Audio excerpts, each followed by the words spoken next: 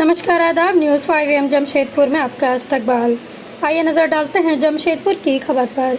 Jamshedpur Lok Sabha seat से India गठबंधन के उम्मीदवार के रूप में झामुमो नेता और बहरागोड़ा के विधायक समीर मोहंती शुक्रवार को अपना नामांकन दाखिल करेंगे।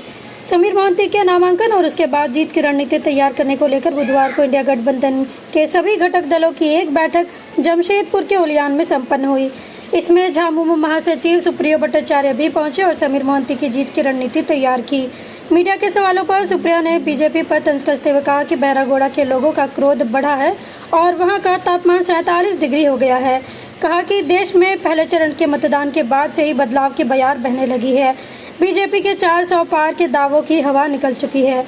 उन्होंने बताया कि समीर मोहंती के नामांकन में मुख्यमंत्री सहित घटक दल के सभी बड़े नेता शामिल होंगे। समीर की जीत तय है और सारे लोग यहाँ पर पूरे संकल्प के साथ यहाँ पर हैं कि इस परिस्थिति में जो भाजपा का जो अन्याय का एक जो सिलसिला शुरू हुआ, एक आदिवासी मुख्यमंत्री को जेल में डालना, आवाज़ को दबाना, संविधान को बदलने का प्रयास करना, जो हमारा लोकतंत्र है उस लोकतंत्र को जिस प्रकार से ठेंगा पर रखा जा रहा है, चाहे वो हम लोगों ने चंडीगढ़ का मेयर चुनाव देखा, सूरत का लोकसभा देखा, इंदौर का लोकसभा देखा, तब तो पूरा ठेंगा है।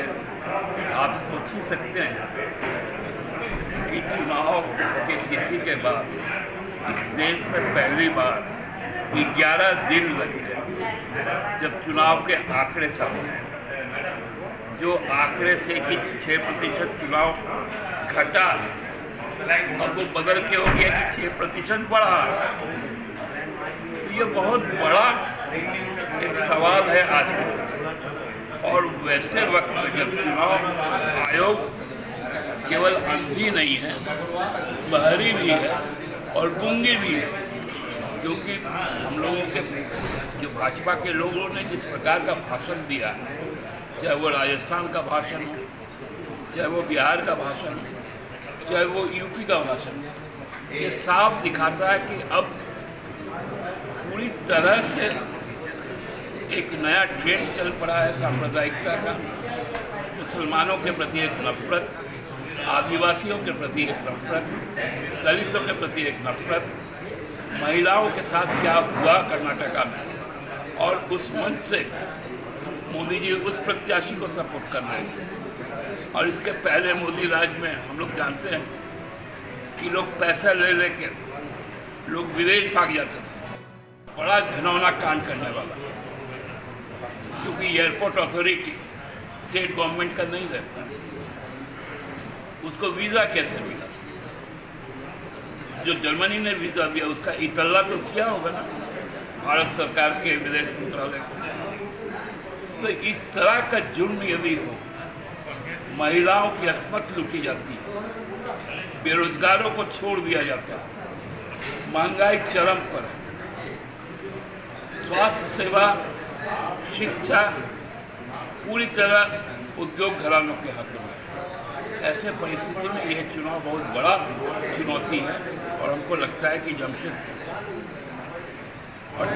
का खासियत यही है कि जमशेदपुर एकमात्र ऐसा लोकसभा क्षेत्र है पूरे झारखंड में जिसके 6 विधानसभा एक ही जिले में,